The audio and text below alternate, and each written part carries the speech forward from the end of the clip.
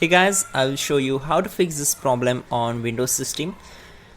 So you need to just follow my screen and we will fix this issue together. First of all, just go to search bar and type your control panel and then click on the search results. So in the view by, we have to select the large icons. Now select internet options.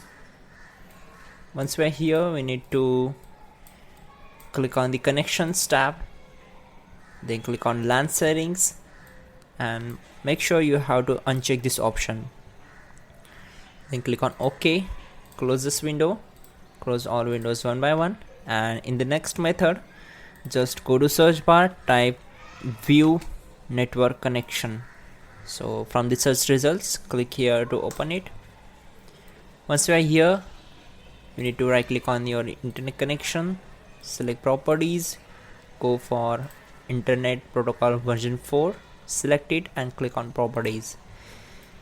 Now make sure you have to select the IP address automatically option, and for the DNS server select this one. Click on OK, close all windows one by one and restart the system. Your problem will be solved. Make sure you can check out the pin command to fix this issue quickly, and don't forget to like the video. Please do subscribe the channel.